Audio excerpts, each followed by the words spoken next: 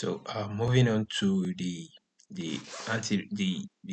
different toxins, the antidotes, the treatment, and some clinical notes about them. So the first one to talk about is acetaminophen, and we need to know that um, we can have acute or chronic overdose of acetaminophen, and I know that majority of us we are familiar with the fact that we use N-acetylcysteine to treat acetaminophen toxicity, right? But it is not in all situations. So you can also use activated charcoal. So what you do is that once you get an history of somebody, taking acetaminophen, person have taken an overdose of acetaminophen, the next thing you want to do is to ask, so how much has this patient taken? So if they tell you that the patient has taken 15 tablets and each tablet is 500 milligrams, if you cover that 500 milligrams, it's about um 500 milligrams times 15, that is 7,500 milligrams, which is equivalent to 7.5 grams. So once you get history of the person taking 16 tablets or more, it's definitely going to be more than 7.5 grams. You have to administer N-acetylcysteine in that situation. That's the first thing. So you ask how much, then you also ask for the duration. So when was the time that this tablet was taken? So if it's within 4 hours, you have to give activated charcoal to absorb the acetaminophen to reduce systemic absorption. But if it's not up to 4 hours, right? You give that acetaminophen, this activated charcoal, and you wait, right? You wait, and once it's 4 hours beyond, you start measuring the level of acetaminophen. Please, you start measuring at 4 hours beyond. Please, very important stuff. So it's kind of absorbed slowly. So at 4 hours, you start plotting the nomograph. So there's a nomograph for acetaminophen. So you start plotting the nomograph, and um, you start at 4 hours. So if the level at that 4 hours that you have started is more than 150 micrograms per mil, that is significant. That is more. That is at the treatment line. So what you do is that you are going to give, if it's more than 150, that is beyond the treatment line, then you are also going to give N-acetylcysteine in that situation. Very, very important stuff. Very, very important stuff. And we know the way N-acetylcysteine works. N-acetylcysteine works by helping us replete the glutathione levels so that glutathione can be there to neutralize the free radicals generated by acetaminophen metabolism, which is basically the NABQ high, right? We remember NABQ high from our that's the N-acetyl para benzamic quinone, blah blah, you know. So that is that about acetaminophen. Don't forget about the amount. Ask about the amount. Has this person take more than 7,500 milligrams or 7.5 grams? Ask about the timing. The person took it 4 hours ago, say, or 3 hours ago. If it's 3 hours ago, wait for 1 hour more, start plotting. Once you notice that it is more than the treatment line, which is beyond 150 microgram at 150 microgram per mil at 4 hours, commence your N-acetylcysteine. If not, presenting within 4 hours, but not up to 7.5 grams ingested, give you activated charcoal. So what about the acids and the alkali? So basically, you want to do a normal ABCD, just normal stuff. You remove the affected clothing so that you don't continue the contamination. And here, you don't try to induce vomiting. Please don't choose using inducing vomiting or anything. And don't forget, this is an acid, alkali. You can't use activated charcoal here. So don't even try to neutralize. Don't use activated charcoal. Don't induce vomiting, and don't try to neutralize, because if you try to neutralize, you are going to generate a very, very significant amount of heat that can even worsen the injury from the neutralization process. So once you have done your ABCD, check the airway is patent. You want to secure the airway if necessary. Give supplemental oxygen. Check the cardiovascular status. If everything is fine, then you can schedule your upper endoscopy, usually between like Some say between like 6 hours to 24 hours. Some say 12 hours to 24 hours, depending. So, but here in our first day, we have 6 to 24 hours. So, it's better to stick with this. So, you do your upper endoscopy 6 to 24 hours after the injection, right? You don't want to do it earlier than 6 hours because you might not see any appreciable damage. And you don't want to do it too late because if you do it too late, and the esophagus is already weak, it can easily perforate. And we don't want that to happen. So the best time we are going to get better view is by doing it between 6 to 24 hours. Don't neutralize, don't induce vomiting, right? If it gets spills to the body, to the eyes, just give a clean irrigation with copious amount of water while you transport the person to the emergency department. Very easy for alkali acid injection. For the anticholinesterase organophosphate, you already know that these guys, what they basically do is that they inactivate the acetylcholinesterase that breaks down acetylcholine at the synapses. So that means that if acetylcholinesterase is inhibited, you have a lot of acetylcholine flying around. So basically, this is going to essentially lead to cholinergic toxicity. So the sources of these organophosphates, include insecticides and sarin naphtha gas. So those are the two major sources of organophosphate. And um, how do they present? You just see cholinergic crisis. Just think about anything: VOCs, drooling or saliva lacrimation, diarrhea, vomiting. Just think about anything that involves secretion in the body. Cholinergic crisis, meiosis. Bradycardia. Um, so what do? You want to give anticholinergic treatment. So you can give atropine to slow down, those muscarinic side effects, and your palidoxime is going to help you reconstitute your inhibited acetylcholinesterase. So you give palidoxime to reconstitute the um, activated cholinesterase and atropine to reverse all those muscarinic, effect. Um, Yeah, so you also have your anti-muscarinic or anticholinergic agent. So somebody gets exposed to anti-muscarinic or anticholinergic agent, particularly all those first generation antihistamine, they have anticholinergic side effects. So what you use to reverse that is physiostigmine. So you use physiostigmine. Don't forget about that. Do not ever forget about that. So physiostigmine is what we use to reverse anti-muscarinic or anticholinergic agent use. And just like I've said, the common source of these drugs include antihistamine, first generation medication. So moving on to arsenic or mercury.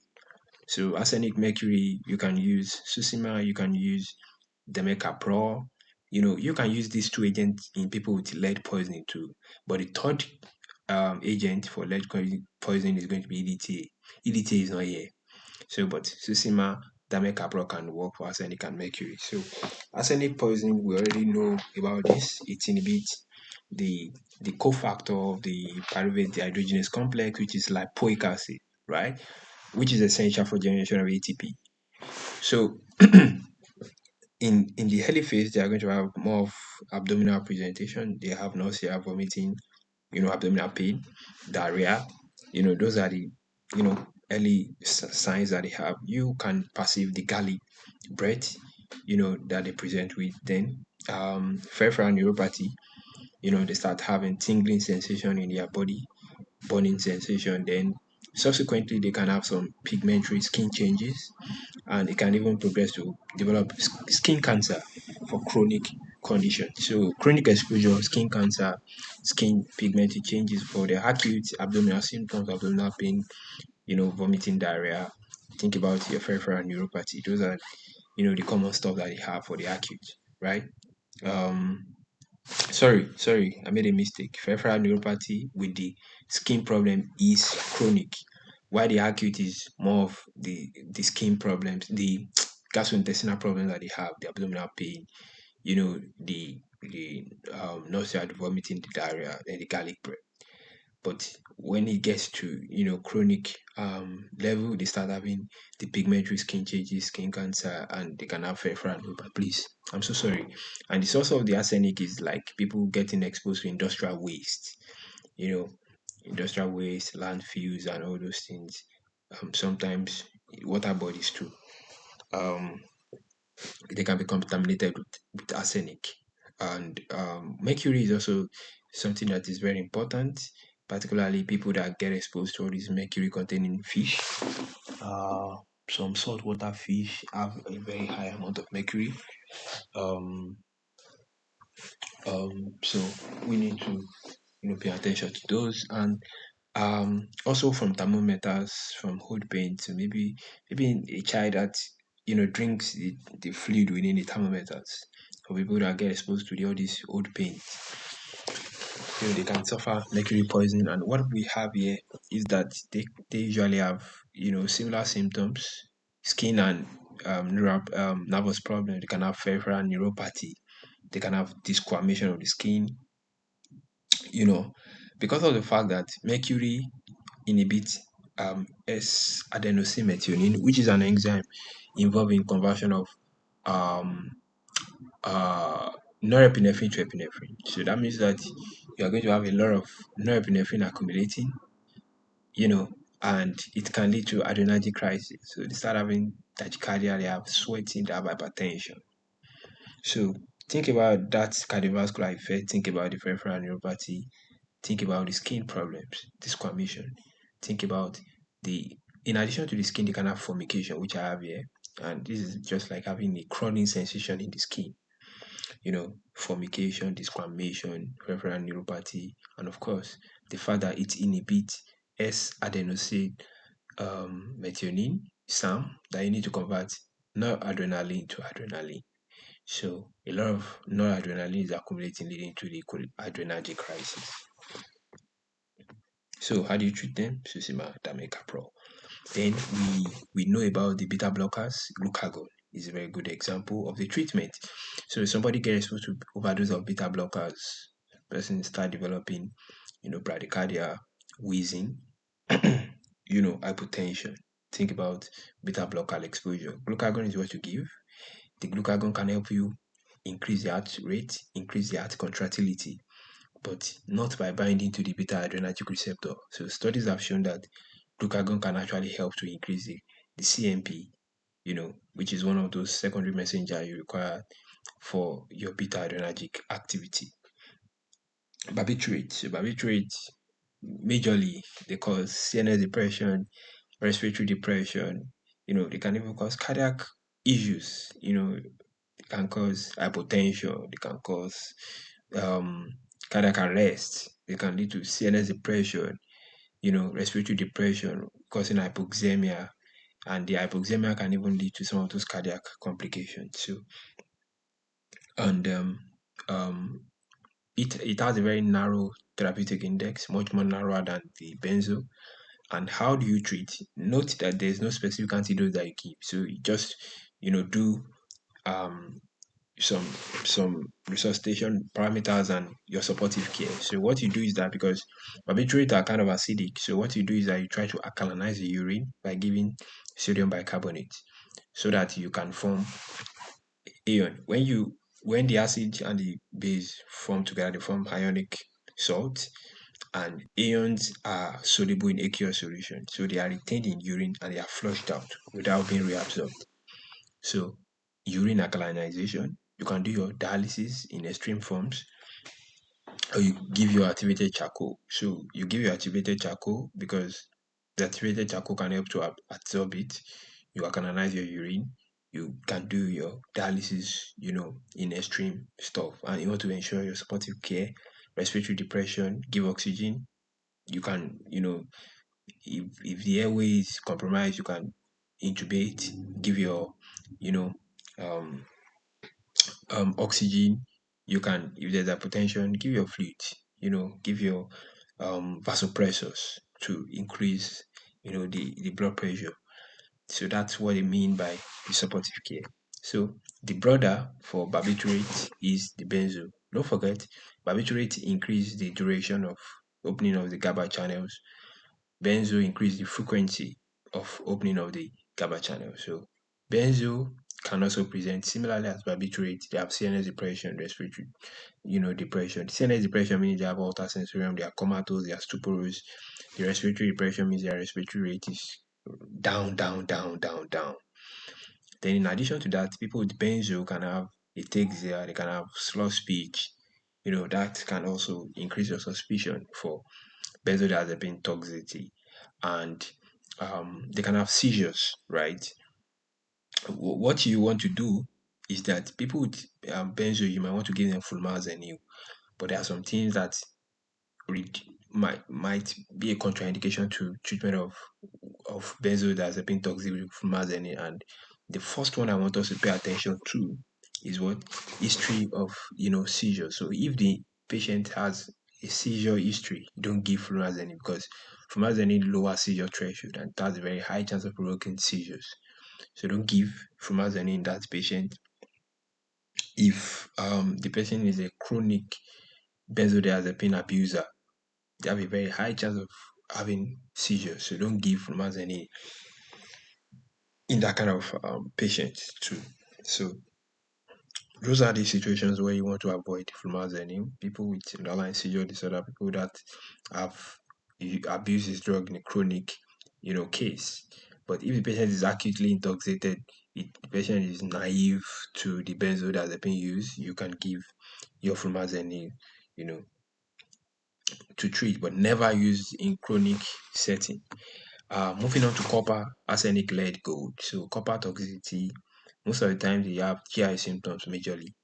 So it causes ulceration of the GI tract, and you are going to notice abdominal pain, melena stool, blackish, vomitors, you know. They can have problems with the liver, hepatotoxicity, elevated liver enzymes, jaundice, you know. When it becomes more and more chronic, you start seeing all these casaflasia rings, deposit of copper within the descending membrane of the cornea, you know, which you see with the aid of um your slit lamp, right? And they can also have problem with their basal ganglia. They can start having acute dystonic reaction, parkinsonism, tremor, and the likes for copper. So you want to chelate the copper by giving penicillamine, right? Arsenic, we have talked about that. Arsenic, essentially have chronic and acute. So chronic, you are thinking about peripheral neuropathy, you are thinking about skin changes, right? For the acute, it's more of their gastrointestinal problems and um what else again? More of the gastrointestinal problems that they have in the acute setting, the abdominal pain, the vomiting, the diarrhea. Then later they start having peripheral neuropathy, they start having skin changes. Then lead poisoning, we're already familiar with lead, memory issues, personality changes, sideroblastic anemia. You see the bottom lines within the bone or the gums, right? Um, basophilic stripping on blood examination, the nerve paralysis, the foot drop, a patient having foot drop, wrist drop, sideroblastic anemia, you know, um, bottom lines, abdominal pain, memory issues. Think about lead, think about lead, think about lead, think about lead, right? So gold is also another thing. Gold is not very common.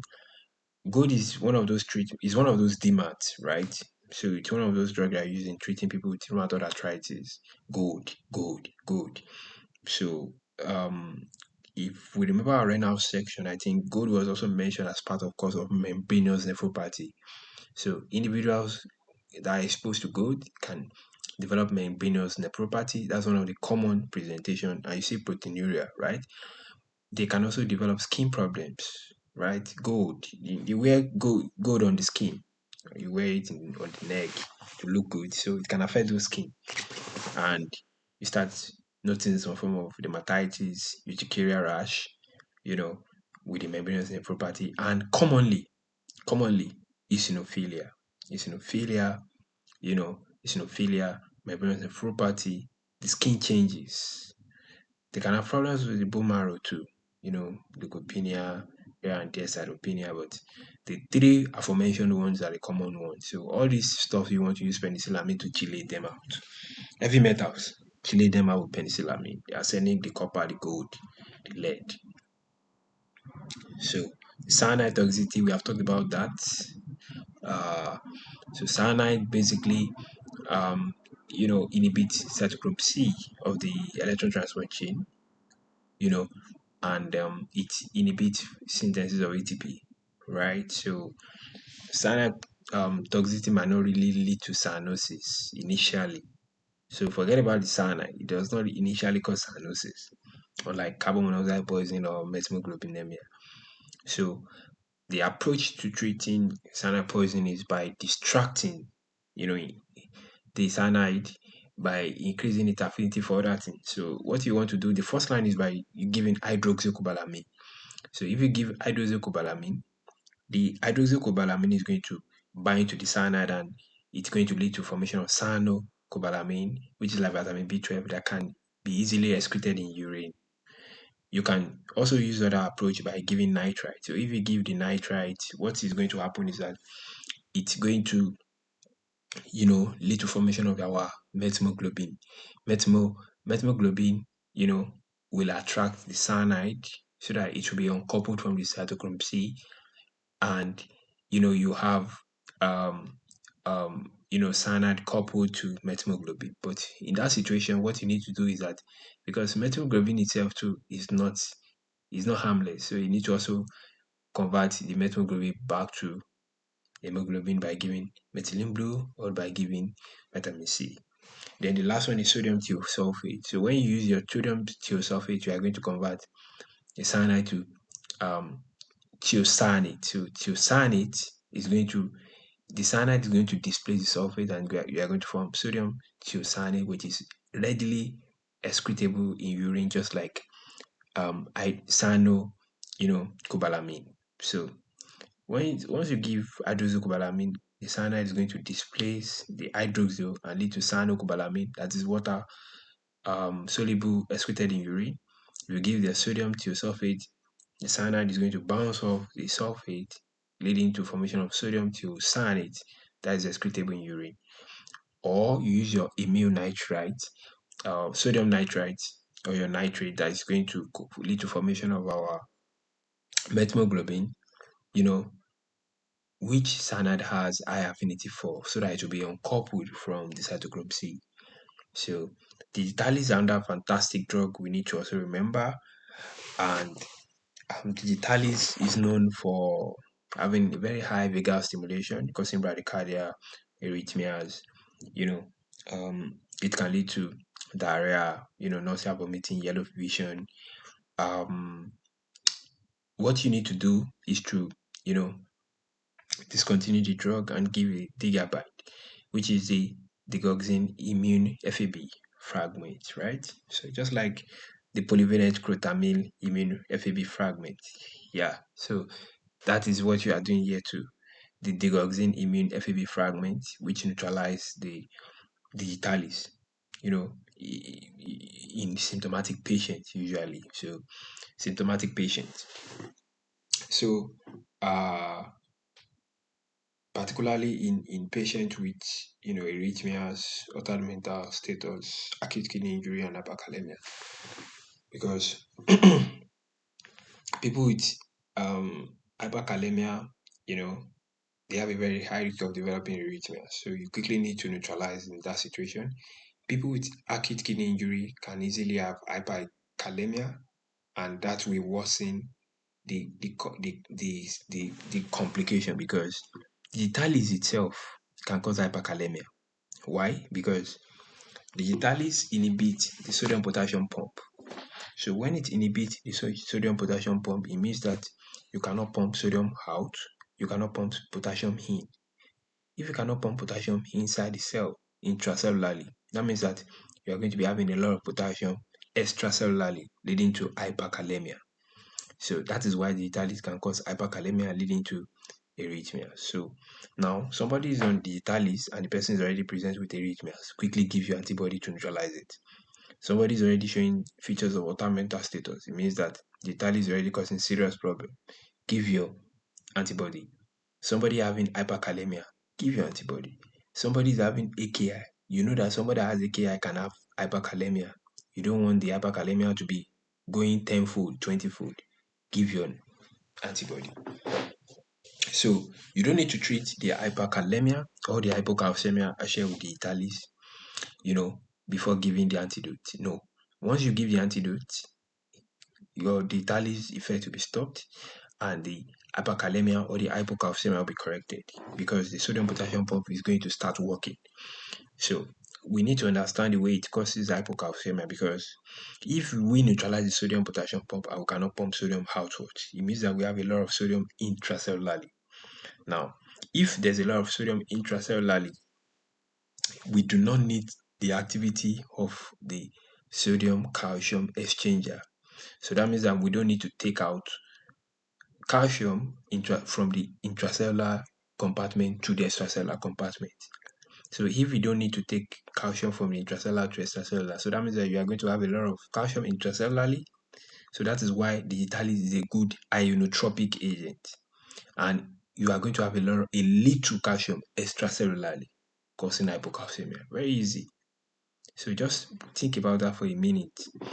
You understand why it causes hypocalcemia. So heparin, can be neutralized by the protamine sulfate. That's the best, neutralizing agent for heparin. And it's also important to know that heparin protamine antibody can develop from this complex, and they can also activate the platelet, leading to thrombocytopenia and thrombosis, just like what we have in HIT. So heparin-induced thrombocytopenia, that can also occur here. Please don't ever get confused. Heparin-induced thrombocytopenia doesn't mean that the person is going to be bleeding. No, they are going to be having clot formation because you are going to activate the platelet, leading to formation of clots with eventual consumption of the platelet, leading to thrombocytopenia. Iron, people with iron toxicity just have a picture of metabolic acidosis, high anion gap metabolic acidosis, and presence of radioepic tablet in the stomach with hematemesis. That's what iron does. Once the iron is ingested, it can cause GI ulceration leading to hematemesis. You notice evidence of metabolic acidosis with high anion gap, and um, um, once you do your imaging, you are going to see the radio opaque tablet of the iron. Just a minute, let me plug my computer. So the agent to treat the iron toxicity is by giving intravenous dexferrozimine. Lead is another thing we have talked about already. Somebody that is living in a house built before 1978, getting exposed to old paint, car batteries, jewelries, drinking water, that contains lead, from maybe lead pipes. You have to, treat using the Susima, the Damecapro, and of course the EDTA. So remember the symptoms: memory issues, personality issues, abdominal pain. They can have nerve problems, presenting a foot drop, wrist drop, right? Um, so just think about that. The foot drop, the wrist drop, the abdominal pain, the memory issues, right? The blood work. So you are going to see evidence of anemia, basophilic stripping, the bottom lines and all those things, the bottom lines in the bone, in the gums, from our hematology section. So lead poisoning. Methanol and ethylene glycol poisoning are something they also like talking about. And one thing about both of them is that fomepizole is a drug of choice, like for both of them. If fomepizole is not available, you can use ethanol. One thing we need to, because we need to take them individually. So both of them will actually cause CNS problems, confusion, headaches, lack of coordination, poor concentration, all those things, CNS problems. But one thing that is specific to methanol poisoning is that methanol poisoning have some specific effect on the eye. So it causes some visual issues, so blurred vision, um, complete blindness in some situation because it can cause affectation of the optic nerve. So optic nerve atrophy, it can cause, retinal edema. So just have it at the back of my mind like methanol poisoning lead to problem with the vision, right? That should raise our suspicion. So um it's one of those constituent of the fluid within the windscreen washer. So that windscreen washers of the cars contains methanol, and if somebody get exposed to it, they can have methanol poisoning. And you have CNS problems, you will have visual problems. How do you treat fomepizole?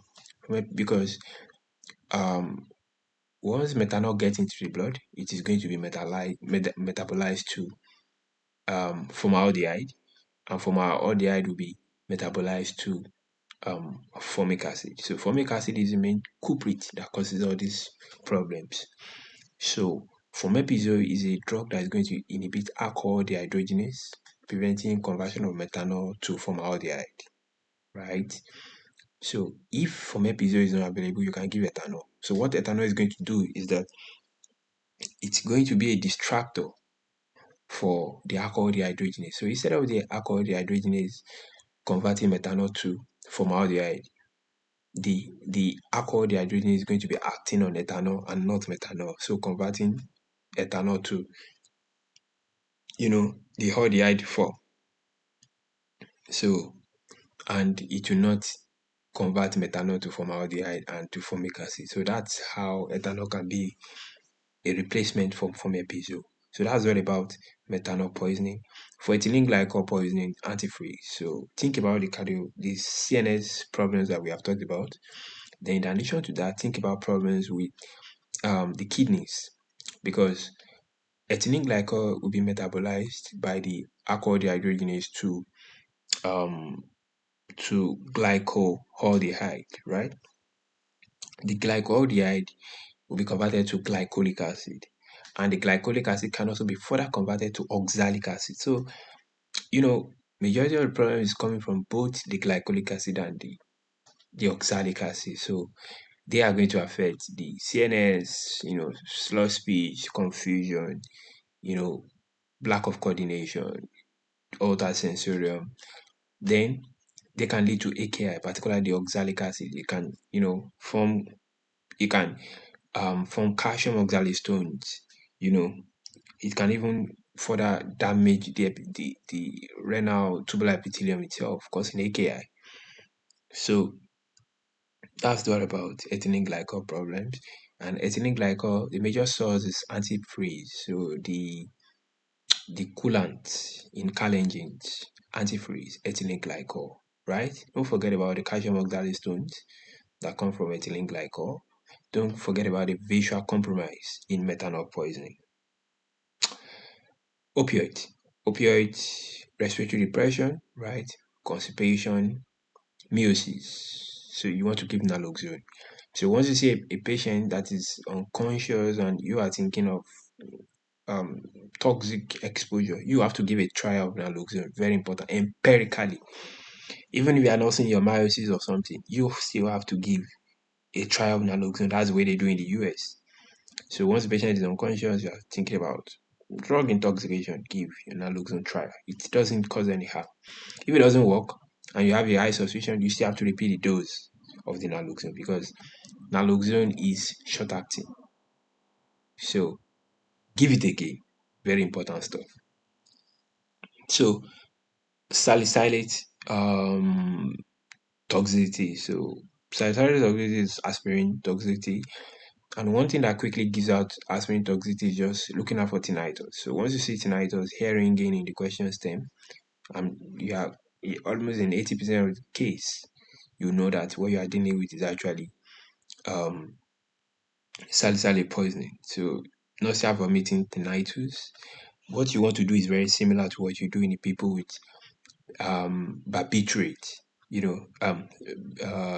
Barbiturate toxicity. So what you want to do is that first of all, because it is acid, you can do your urine alkalinization. You can give your activated charcoal, just like in barbiturate, please.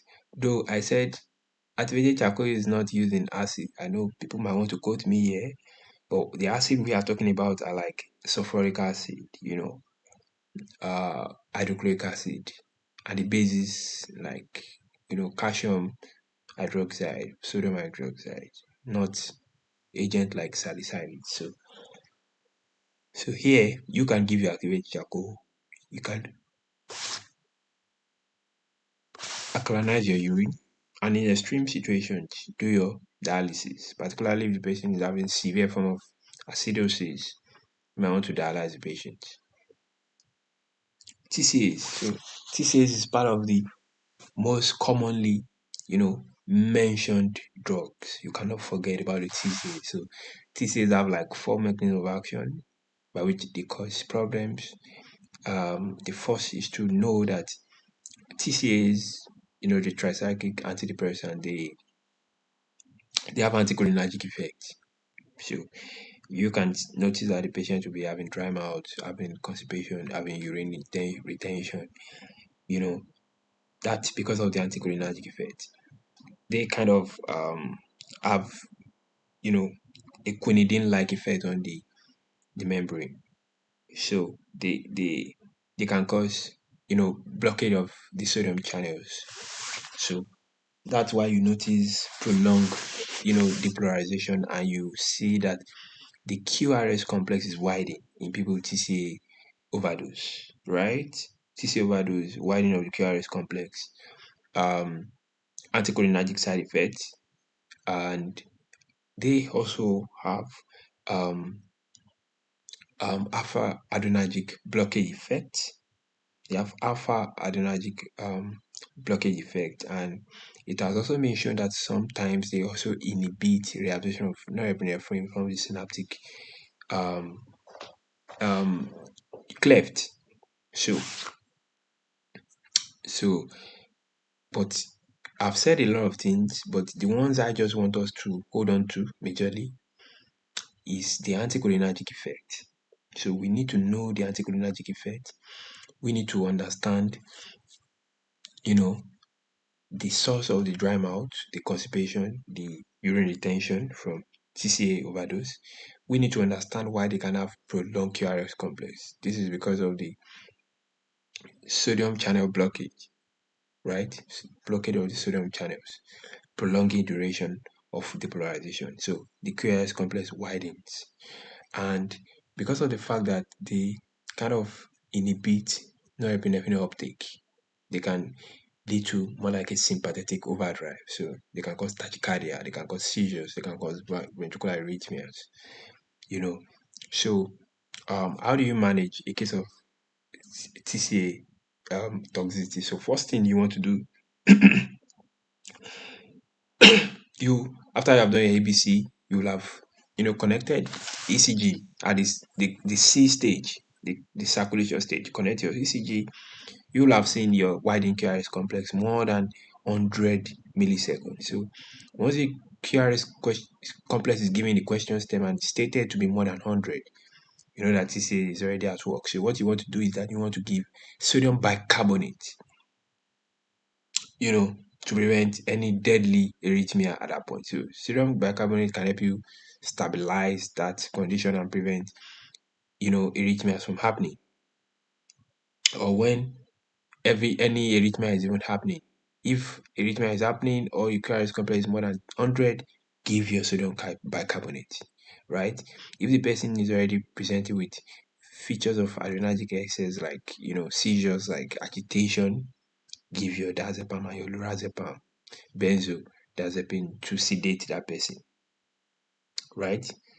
You can also give activated charcoal to absorb, the TCA to limit the systemic absorption. So think about those three things. Give your activated charcoal to absorb it.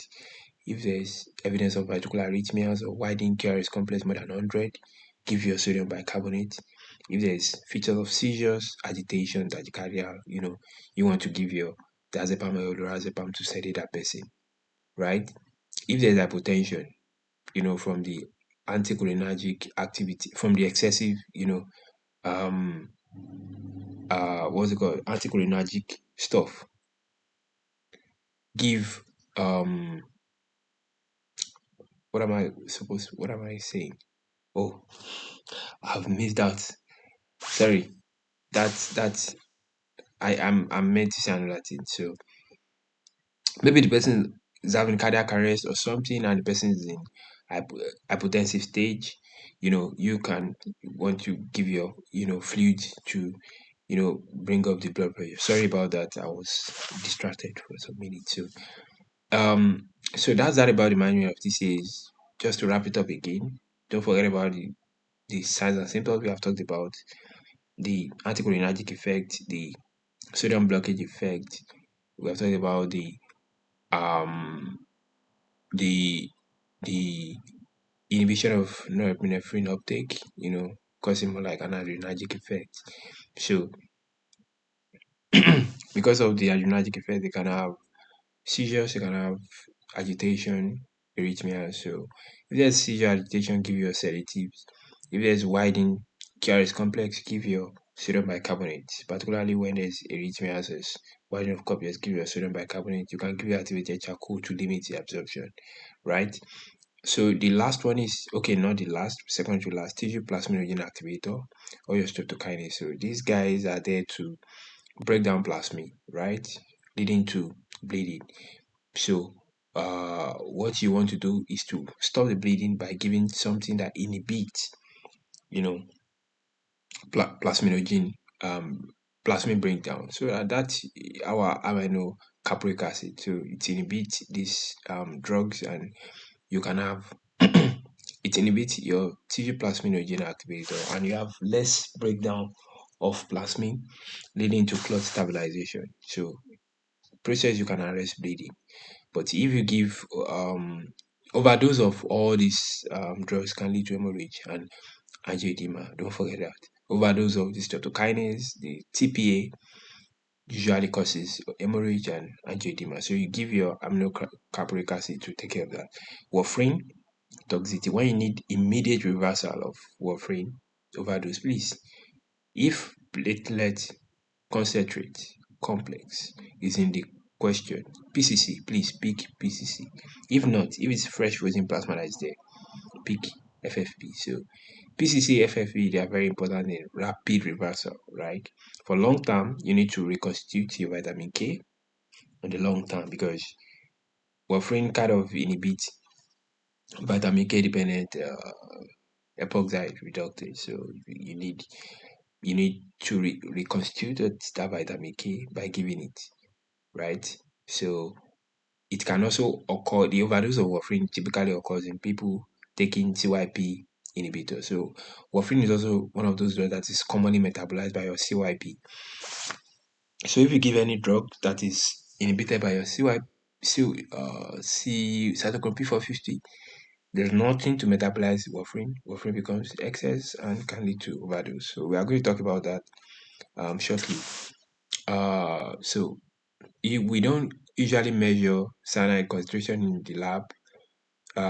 It's very, very high, in people that get exposed to burn, burning buildings, particularly buildings that have carpet textiles, because burning of these textile materials can generate cyanide. And in people with cyanide toxin poisoning, the lactate level is very, very elevated. It's as high as 10 millimole per liter. So once you see lactate level more than 10 millimole per liter, think about cyanide toxin. I think I've mentioned this before. So that is just that. So we're moving on to the common drug-drug interaction that we have. There are some drugs that kind of induce your cytochrome P450 system. And I have the acronym here, the SCRAP GP. So the SCRAP GP, the S for the St. John wort, the C for the carbamazepine, the R for rifampin, you know, the um, the P for phenytoin, the G for the glycylphosphine, the P for um, phenobab, right? So I mean, which one did I miss? Okay, I think that okay, I think I missed the A. So A for chronic alcohol. So talking about the induction, so S for the St. John. St. John, the S. C for the anti-epileptic. So just remember the anti-epileptics. The only anti-epileptic that is an inhibitor is sodium valproate. The other ones are inductors. So S, St. John what?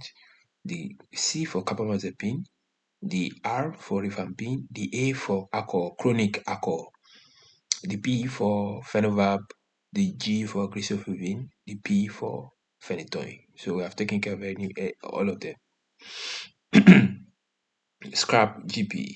So the sickfaces.com takes care of the inhibitors of cytochrome P450. So this S for sulfonamide, the I for isoniazid, the C for cimetidine, the K for ketoconazole, the F for fluconazole, the A for acute alcohol, so people engage in binge drinking, the C for that should be cimetidine, right?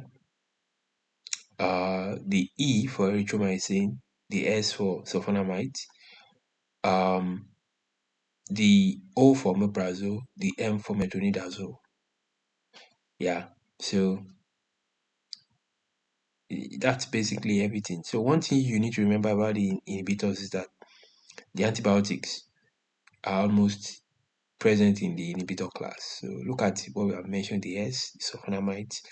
We have mentioned, you know, both the antibiotics and the antifungal. So we have talked about, fluconazole. We have talked about ketoconazole. We have talked about erythromycin.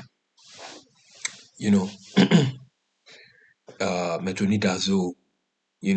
All those infection agents. All of them, they are part of the inhibitors. Omeprazole. There's something I've not said. I have a feeling there's okay. Yeah. So grapefruit tastes bitter. So I put it under a class of inhibitor. So it's bitter stuff. So it's not interesting stuff. So it's inhibit. So that's where I remember it was. St. John wort is good. Makes the body feel healthy. So it is an inductor. Grisofulvin is an inductor. Yeah. So what are those drugs that um are metabolized by almost a lot of drugs, but we just have some of them narrowed here. The sedatives like the benzo, the cardiac drugs, anticonvulsants and other drugs. Yeah, it's good we know them. But not very. They don't really test that which drugs. So just think about warfarin. Those are the common ones. You can think about the sedatives. They can be affected. Theophylline because of its narrow therapeutic index. Um. Uh.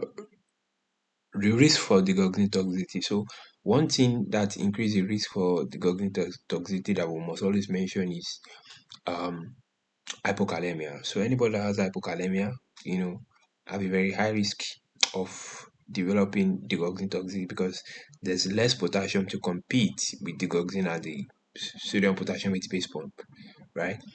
So then you also need to remember MCQ. So MCQ are the other drugs that can increase, risk of degauxing toxicity. So somebody combining degauxing with quinidine, you know, the degauxing will just be high in the circulation and can easily cause toxicity. So, quinidine for the Q, the C for the cimetidine, the M for um uh what did I have? The cimetidine. Okay, I think that was what I was thinking of.